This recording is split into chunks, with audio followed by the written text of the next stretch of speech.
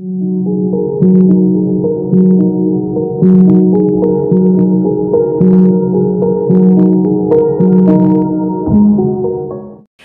कि इस राउंड के शुरू होने से पहले अंदाजा ये लगा रहे थे हम सब कि पीएनजी जो है अब वो खेल बिगाड़ने का काम करेगा और पीएनजी की एक एक जीत से यहाँ पर यूएई हो, नेपाल हो, उन लोगों को लॉस होने वाला है। और यूएसए जो बैठा हुआ है अपने मैचेस कंप्लीट कर कर उनके चेहरे पे थोड़ी बहुत स्माइल जरूर यहाँ पर आती हुई नजर आएगी। और आज यहाँ पर पहला शॉक लगा दिया है। जी हाँ, पीएनजी ने पहला शॉक लगाया और वो शॉक क्लियर कट लगाया है यूएई की टीम पर। इसमें कोई दौराई नहीं है कि यूएई को एक सॉलिड झटका यहाँ पर दिया है। थोड़ा बहुत जो है वो नाइया ने दे दिया था अपने दूसरे मैच में हारने के बाद, लेकिन यहाँ पर ये जो हार लगी है ये सॉलिड इक्वेशन खराब करती हुई गई है यूएई के लिए। एनालिसिस में सारी डिस्कशन करेंगे आखिर आज परफॉर्मेंस कैसी रही है, क्या यूएई के रीजन रहे हैं। आप फुल मेंबर की मांग करते हैं, लेकिन पहले परफॉर्मेंस पे भी गौर करने की वाली बात है। आगे बात जरूर करेंगे कप्तानी से लेकर परफॉर्मेंस पे भी, लेकिन अगर यहाँ आज की बात करें, इक्वेशन आपको वापस से बता दें। अब यूएई को 7 मैचेस में से 4 मैचेस में जीत चाहिए अपना ओडीआई स्टेटस बचाने के लिए,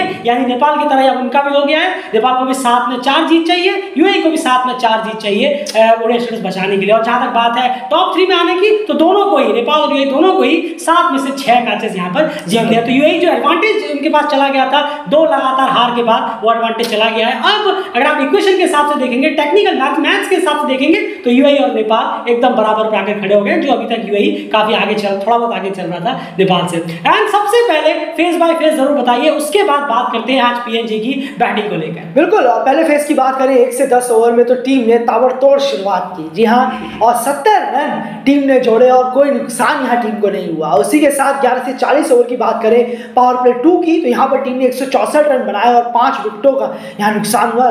विकेट जरूर गिरे यहाँ पर रन्स काफी ज्यादा बने हैं। अगर हम इस फेज की बात करें, वहीं पर 41 to 50 ओवर की बात करें तो यहाँ पर पीएनजी ने बहुत खराब गेम खेला है अपना। 28 रन टीम ने बनाया, पूरे 50 ओवर खेल नहीं पाई और 28 रन के अंदर 5 विकेटें आखिरी के 10 ओवर में टीम ने गिरा दिए। और साथ ही साथ डॉट बॉल जो है वो 162 डॉट बॉल्स खेले हैं। पावर प्ले 1 में 35, पावर प्ले 2 में 94 और पावर प्ले 3 में यानी कि 41 to 50 ओवर में 33 डॉट बॉल्स पीएनजी ने खेली। बिल्कुल, 5 बॉलें बची हुई थी पीएनजी के पास, उन 5 बॉलों का यूटिलाइज नहीं कर पाई। वो कहीं ना कहीं एक अपने आप में जरूर रहना चाहिए कि वो 5 बॉल क्यों रह गई। खैर, बैटिंग की बात करते हैं यहाँ पर। कल एनालिसिस में कहीं ना कहीं हम ये कहने की कोशिश कर रहे थे कि आप आखिर डरते क्यों हैं, आप हिट करने से डरते क्यों हैं, आखिर आप शॉट्स लेने में कतराते क्यों हैं। सबसे बड़ी बात, सबसे इंपॉर्टेंट फैक्टर ये है कि आपके पास खोने के लिए फिलहाल कुछ नहीं। बिल्कुल सही, क्योंकि जिस पायदान पर आप हैं आपके पास खोने के लिए कुछ नहीं है, लेकिन दूसरों से छीनने के लिए बहुत कुछ है। हाँ, और वो ये सोच वाले जो टीम होती है ना, वो अमूमन बहुत खतरनाक होती है ऐसी कंडीशंस में। लेकिन कल जो आपका परफॉर्मेंस था वैसा लग रहा था कि आप कोई पायदान को बचाने की कोशिश कर रहे हैं, बल्कि कोई और ही आपसे कुछ छीनने की कोशिश कर रहा है। पता नहीं इतना डर किस बात का था, फ्रीली होकर नहीं खेलना। जैसे हमने कहा कि आप ओल्ड स्कूल क्रिकेट कहीं ना कहीं खेलने की कोशिश कर रहे हैं, और आज यार बिल्कुल ऑपोजिट ही बैटिंग देखने को मिली है। आज क्या हो गया अचानक से, बहुत तेज खेले और शुरुआत खास करके कहना होगा जो दिलाई है टॉनी और कीपिंग जोड़ी में। मुझे तो लग रहा है, मुझे अभी भी स्माइल आ रही है मेरे फेस पे वाकई में, क्योंकि एग्जैक्टली वो करना जो हमने कहा और उसके अगले पल ऐसा हो जाना, वाकई में उसका रिजल्ट आना। क्योंकि हमें अपने जो हम डिसीजन लेते हैं हमें उस पर 100% फील रहता है कि हाँ हम सही है। जो डेली क्रिकेट कहीं ना कहीं हमेशा कहता है उस पर खरा जरूर उतरता है कि ज़्यादातर क्योंकि वही चीज़ें अच्छी लगती है कि जो रियलिटी है, जो क्रिकेट में जो होता आया है वही यहाँ डेली क्रिकेट बोलता है। ऐसा कुछ अलग से नहीं बोलता, अपने आप को एक्सपर्ट करार नहीं देता। जो क्रिकेट में होता आया है वही हम बोलते हैं, और एक्जैक्टली वो पीएनजी ने डिलीवर किया। तेज शुरुआत दिलाई, डरे नहीं, बॉलिंग जो भी आई जिसका भी सामना किया, वाकई कमाल का सामना किया है पीएनजी ने। 10 ओवर में धमाकेदार शुरुआत हुई। अगर हम शुरू के 10 ओवर की बात करें, बिल्कुल आप आज स्ट्राइक रेट भी देखेंगे ना पीएनजी के प्लेयर्स की। और सबसे बड़ा फैक्टर क्या है, आपको लग रहा होगा 10 ओवर में 70 पे 0 क्या शुरुआत मिल गई, बहुत बढ़िया रहा है। लेकिन नहीं, आप एक चीज यहां मिस आउट कर रहे हैं जो डेली क्रिकेट आपके सामने प्रेजेंट करेगा। एंड शुरुआत अच्छी मिलना ये हम बहुत मैचेस में देख चुके हैं। पीएनजी के लिए मैं ओवरऑल की बात कर रहा हूं, होता है कि टीम को शुरुआत अच्छी मिल गई, लेकिन जो मिड फेस होता है वहां पर पूरा मैच आप गवा देते हैं और बहुत ही खराब कहीं ना सिचुएशन में टीम पहुंच जाती है। लेकिन यहां पर आप देखेंगे मिड फेस में भी आयान 180 बॉलों में 164 रन पीएनजी ने बनाए हैं। इसका भी क्रेडिट जाना होगा डेफिनेटली। टॉनी ने 50 लगाई, किपलिंग तोड़गा ने 42 रन निकाले, लेकिन जो मिड फेस रहा असद वाला 23, गोदी टोका की बात करूं मैं तो 28 और सेज बाव 74 जो उनका सबसे बेहतरीन स्कोर रहा। एंड मिड फेस की 164 रन है, क्या इसका इंपॉर्टेंस और ज्यादा नहीं हो जाता 74-0 के बजाय? नहीं, बिल्कुल बिल्कुल सही कहा आपने। और एक पेस आपने दिया, लेकिन उसका यूटिलाइज कैसे हुआ है ये मिड फेस में पता चलता है। मिड फेस में तकरीबन दुनिया के ज्यादातर मैचेस खत्म हो जाते हैं अगर हम वनडे की बात करें। वनडे में ज्यादातर मैचेस बीच में ही दम तोड़ देते हैं अगर मोस्टली मैचेस की बात करें, और ये तो मोस्टली मैचेस की ही बात कर रहे हैं हम। बीच में आके मिड फेस में दम खत्म हो जाता है टीम में, या तो वो पार कर जाती है जो कि बहुत कम परसेंटेज है इसका, ज्यादातर टीमें लटक जाती हैं बीच के फेस में। पर आज यहाँ पर जबरदस्त अगर हम कहें जितनी तारीफ की जाए पीएनजी की आज खेली है, वाकई में 180 बॉलों में 164 रन आपने बनाए। सामने वाली बॉलिंग की आपने पूरी बॉलिंग के धागे खोल दिए, जिस लहजे में कहते हैं क्रिकेटिंग लैंग्वेज में। वाकई में बहुत कमाल की बैटिंग रही है टॉप ऑर्डर की। और इन दो जो मिडिल ऑर्डर के बल्लेबाज आए थे असद वाला और गोदी टोका की अगर हम बात करें, बिल्कुल। तो ये क्योंकि सबसे इंपॉर्टेंट था कि आप एग्रेसिव रहे, आपका अप्रोच जो था वो काफी बोल्ड था और आप रन के लिए जा रहे थे, यही आपको करना था कल भी। तो आप पता नहीं शर्म में क्यों चले जाते हैं, और ये अगर आप कंटिन्यू कर पाए तो बेहतर है। बस ये फिर से एक मैच की बात ना हो जाए, क्योंकि उसी मैच में फिर हमने लोअर ऑर्डर को भी देखा, क्योंकि एक तरफ जहां लग रहा था कि पीएनजी पहली बार ओडीआई में 300 का आंकड़ा पार कर सकता है, ये पहली बार होता, लेकिन अफसोस की बात कि लोअर ऑर्डर ने उसका साथ नहीं दिया और लोअर ऑर्डर बहुत ही सस्ते में 0, 5, 6,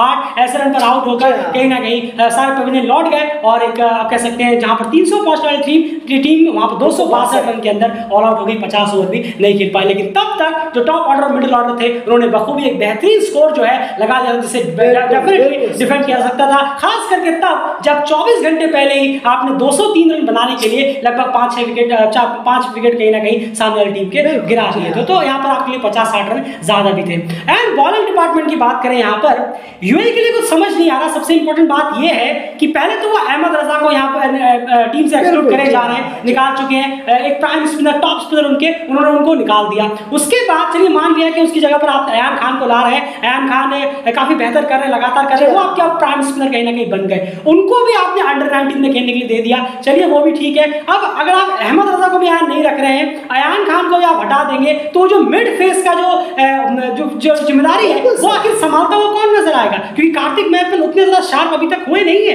एंड कैसी रही है कार्तिक मैपन की बॉलिंग, और ये जो गलतियां यहाँ पर हुई है, पहले आप अहमद को बात कर रहे हैं, फिर अयान भी चले जा रहे हैं, तो आखिर मिड फेस का हाल क्या होगा? वही होगा जो आज हुआ है। नहीं, जरूर ये समझने वाली बातें हैं। अगर आपको लगेगा, जो देखने वाले हैं जो देखेंगे, अगर आपको फिगर दिख रहा होगा कि अरे इसने 4 विकेट लिए, इसने आर्यन लाकड़ा ने 3 विकेट लिए हैं, बड़ी ज़बरदस्त बॉलिंग कराई है, ये हो गया वो हो गया, बड़ी बेहतरीन बॉलिंग रही है, नहीं, ऐसा नहीं है। बॉलिंग बेहतरीन रही है, लेकिन किस फेस में रही है ये इंपॉर्टेंट होता है। और उस फेस की वजह से आज पीएनजी का स्कोर 262 खड़ा हो गया। वो फेस था मिड फेस। बताइए आप लेट हो गए जनाब, आप लेट हो गए, आते आते लेट हो गए। क्रिकेट में एक बार आप लेट हो गए तो वापसी करना आपके लिए बहुत मुश्किल होगा। और देखिए क्या रिजल्ट निकला। आपको जब विकेट चाहिए थे तब आप उस लाइन और लेंथ पे बॉलिंग नहीं करा रहे थे। ये बात हो रही है कार्तिक मैयप्पन के बारे में। शुरुआत में आए 4-5 ओवर आपने बहुत सारा स्ट्रगल किया। आप डाल कहाँ रहे हैं, जा कहाँ रही है, आपकी लाइन मिस कर रही है, आपको खुद मालूम नहीं कि आप क्या बॉलिंग करा रहे हैं। बहुत ज़्यादा पुअर बॉलिंग थी शुरू में। अगर शुरू में हम बात करें, लाइन को एडजस्ट ही नहीं कर पा रहे हैं कार्तिक मैयप्पन। ये इस मैच में नहीं, कई मैच में देख चुके हैं।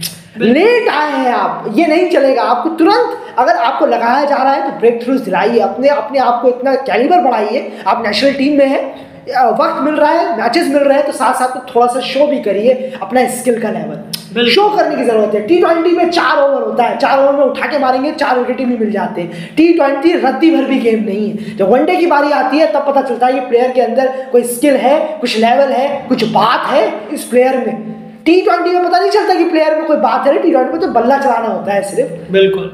लेकिन यहाँ बात होती है कि आप लंबे फॉर्मेट में जितने बड़े प्लेयर बनेंगे उतना बड़ा नाम होगा। जी हाँ, ये सबसे इम्पोर्टेंट है। आज बिल्कुल कार्तिक मैयप्पन को जिस जगह पे मारना चाहिए था वहां वो नहीं मार पाए। लेट आए, 4 विकेट लिए, 3 विकेट आर्यन लाकड़ा ने भी ले लिए, रोहन मुस्तफा ने भी अच्छी बॉलिंग कराई, सबने इकोनॉमिकल बॉलिंग कराई, लेकिन आप लेट हो गए। 262 वोट पे बिल्कुल इकोनॉमिकल तब आप रहे जब कहीं ना कहीं ऑलरेडी पीएनजी ने बहुत ज्यादा रन बोर्ड पे लगा दिए थे। मेरे ख्याल से 200 220 30 पे शायद 234 करीब पे 3 विकेट था पीएनजी, तब तक गेम को बहुत दूर लेकर जा चुके थे। कार्तिक नायक में जो फर्स्ट और सेकंड स्पेल रहा है वो लाइन और लेंथ के कहीं ना कहीं भटका हुआ रहा है, कभी हल्के से ऑफ में, कभी लेग की साइड, कभी ज्यादा बाहर रहा है। लेकिन जो लास्ट फेज जहां पर उन्हें विकेट्स मिले हैं उस फेज में सिस्टम रखा है और इसी वजह से बोल्ड ज्यादा करने में वो बाद में कामयाब रहे। तो ये सबसे बड़ी दिक्कत है कि आप ये यहाँ रिजवान को भी देखना होगा कि आप बॉलिंग में कर क्या रहे हैं। आप पहले आप अहमद को बाहर कर देते हैं, फिर अयान जो कि प्राइम स्पिनर आपको जो अच्छा कर रहे हैं उनको आपने अंडर भेज दिया,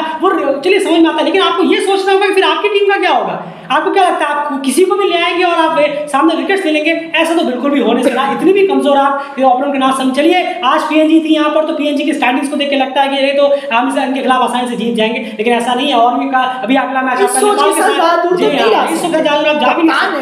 बिल्कुल सही कहा आपने। और बॉलिंग की बहुत बुरी हालत रही है। जुनैद सिद्दीकी काफी रन के लिए गए हैं, हजरत बिलाल को एक बार डाला तो उसका स्पेल में ही नहीं लेके आए, काफी एक्सपेंसिव यहाँ पर गए हैं। उसका पूरा क्रेडिट जाएगा वो टॉप ऑर्डर और मिडिल ऑर्डर के पीएनजी के जो बैट्समैन है उनके लिए यहाँ पर जाता हुआ नजर आएगा। अगर चेज की तरफ यहाँ पर चले, सबसे सिंपल की अगर मैं बात करूं तो चेज में आप क्या कहना चाहेंगे? क्योंकि बैटिंग यूनिट की अगर हम बात करें यहाँ पर तो सब टी20 में बड़े बड़े स्टार बनने की फिराक में हम आईसीसी में जाएंगे, फुल मेंबरशिप अप्लाई करेंगे, हमें फुल मेंबरशिप मिलनी चाहिए, ये वो दुनिया भर की चीजें। ऐसा नहीं कि सिर्फ एक मैच के परफॉर्मेंस पे हम ये कह रहे हैं, ये लगातार रिजवान के अंडर में हम देख भी रहे हैं और साथ साथ में कुछ अजीब होकर डिसीजंस भी है वो समझ में नहीं आते। और आज का बैटिंग परफॉर्मेंस आपको क्या इशारा करता है? नहीं जरूर, ये तो टीम परफॉर्मेंस आप देखिए। पहले फेज को अगर आप देखिए 48 पे 4 मैच खत्म, पूरा मैच खत्म, वहीं पर मैच दब गया। टॉप ऑर्डर आपका पूरा का पूरा टॉप ऑर्डर गया है। टॉप ऑर्डर और मिडिल ऑर्डर दोनों चले गया, माफ कीजिएगा, टॉप ऑर्डर मिडिल ऑर्डर दोनों चले गए। ओपनर्स 1 डाउन 2nd डाउन सारे के सारे पेविलियन में जाके बैठे। 48 रन के अंदर 10 ओवर के अंदर पूरी टीम आपकी चली गई। ये रिजल्ट वाकई में बहुत ही शर्मनाक है अगर हम यूएई की बात करें। बिल्कुल इतने ज्यादा चेंजेस करके आप टीम में प्लेयर्स लेके आ रहे हैं, नए नए प्लेयर आ रहे हैं, कुछ अच्छा कर रहे हैं, कुछ नहीं कर रहे हैं। आर्यन लाकड़ा को ओपनिंग कराने की क्या सूझी है आज? अचानक से किसके दिमाग में ये आइडिया आया है? वृत्ति अरविंद आ रहे हैं, चिराग सूरी को आप 1 डाउन कर रहे हैं, वृत्ति अरविंद को 1 डाउन कर रहे हैं। अरे सॉर्ट आउट करना है तो कोई बायलैटरल सीरीज करवा लीजिए ना। जी हाँ, वहां बैठ के सॉर्ट आउट करिए। आईसीसी इवेंट में आके सॉर्ट आउट करेंगे क्या आप इस सब चीजों को?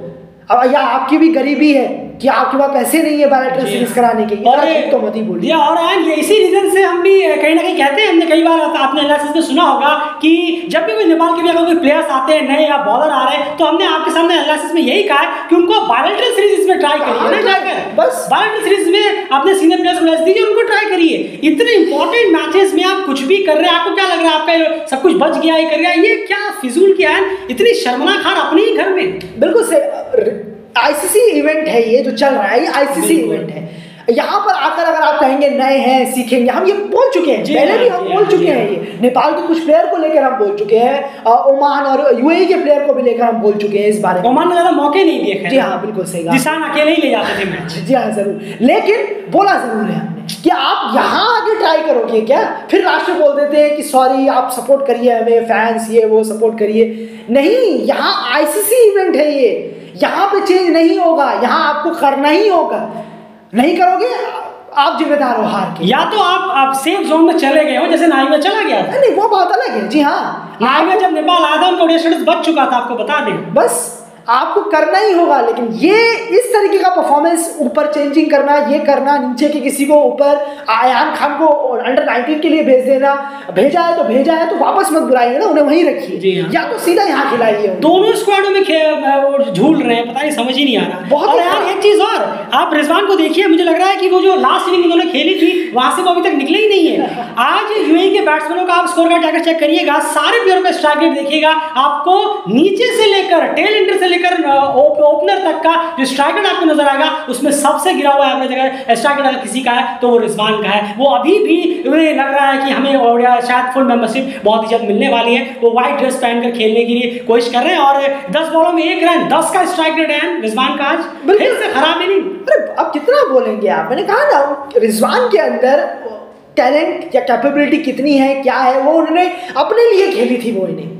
वो इनिंग डेली क्रिकेट ये कह रहा है, डंके की चोट पे कह रहा है, जिसको बुरा लगे अच्छा लगे वो जाने, हमें कोई मतलब नहीं। हमारा ये मानना है उन्होंने ये वो इनिंग अपने लिए खेली थी, सेल्फिश इनिंग थी अगर हमसे हम करार देंगे, और कुछ नहीं। मुझे नॉट आउट नहीं जाना है, मुझे आउट होकर नहीं जाना है, नॉट आउट जाना है, बस ये कहीं ना कहीं उनके माइंड में रहा था। और ये आज भी लीड फ्रॉम द फ्रंट, क्या रिजवान तो लीड फ्रॉम द फ्रंट कभी करते हुए नजर ही नहीं आया जब से उन्हें कैप्टन यहाँ पर बनाया गया। तो बैटिंग में ज्यादा कुछ है नहीं, एक बड़ी जीत यहाँ पर पीएनजी को दर्ज हुई है, और पीएनजी सबसे बड़ी अपने मार्जिन से जीत, यहाँ पीएनजी के इतिहास में ये रन के लिहाज से सबसे बड़ी जीत उनकी ओडीआई में हुई है। तो अपने आप में एक बहुत बड़ी अचीवमेंट यहाँ पर हुई है। लेकिन अचीवमेंट की बात तो अलग है, लेकिन एक सॉलिड जो है शॉक जो है वो यूएई को यहाँ पर दिया है उन्होंने, और थोड़ा बहुत हेल्प यहाँ पर यूएसए के लिए भी उन्होंने कर दिया। यूएसए भी थोड़ी सांस में सांस आ गई होगी यूएसए की भी कि चलिए एक मैच पीएनजी जीता, फिर वो चाहेंगे 2-3 मैच और पीएनजी जीत जाए, तो कहीं ना कहीं यूएसए के लिए रास्ते जो है वो खुल जाए। क्योंकि यूएई और नेपाल में से अगर 2-3 मैच पीएनजी और जीत गया तो उसका मतलब है यूएई और या फिर नेपाल में से कोई एक जो है वो 35 तक शायद पहुंच भी ना पाए। एंड पीएनजी की बॉलिंग की बात करें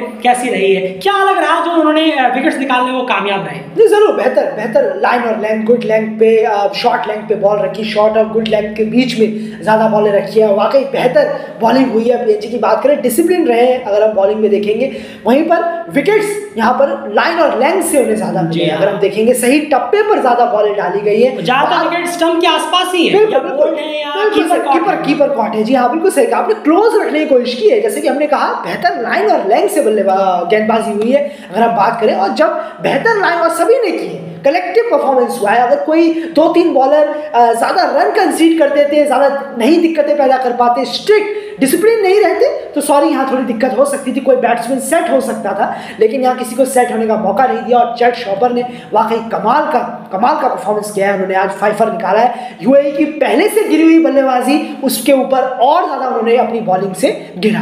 बिल्कुल याद है जब नामीबिया वर्सेस यूएई, इसी लाइन से मैं खत्म करना चाहूंगा यहाँ पर, यूएई वर्सेस नामीबिया के जो 2 मैचेस हुए, और यहाँ जो पहला मैच भी जो हुआ अभी नेपाल वर्सेस पीएनजी का, लगातार डेलीगेट आपके सामने यही कह रहा था कि पिच में कुछ भी नहीं है, यूएई बैटिंग बहुत ज्यादा खराब कर रहा था, और यही हमने आपके सामने कहा है। देखिए उसी ग्राउंड्स पे, उन्हीं पिचेस पे क्या शानदार तरीके से नेपाल ने भी रन किए, कल पीएनजी ने भी 200 क्रॉस किया, और आज तो पीएनजी ने 250 रन बना दिए। नामीबिया ने 7 विकेट से या 6 विकेट से पिछला मैच जीता, तो ऐसा कुछ भी नहीं था। तो ये स्कोरिंग जो है यूएई की बैटिंग में नजर आता, बहुत ज्यादा पुअर बैटिंग यूएई की लगातार 3 मैचेस में यहाँ पर नजर आई है अभी तक, उसी सेम स्टेडियम में उन्हीं के घर में। तो फिलहाल इस एनालिसिस में इतना ही। आपकी क्या राय कमेंट बॉक्स में जरूर रखिए। बने रहिए डेली चैनल के साथ, इस मैच से रिलेटेड सारे रिकॉर्ड्स और अपडेट जो है ऑलरेडी कम्युनिटी में हम डाल चुके हैं, जाके एक बार जरूर चेक करिए और चैनल सब्सक्राइब करिए और बने रहिए डेली चैनल, क्योंकि अब पीएनजी ने यहाँ पर एक मैच जीतकर इस राउंड को और इंटरेस्टिंग बना दिया है, और अब यूएसए भी कहीं ना कहीं पीएनजी के साथ में खड़ा हो गया होगा आके।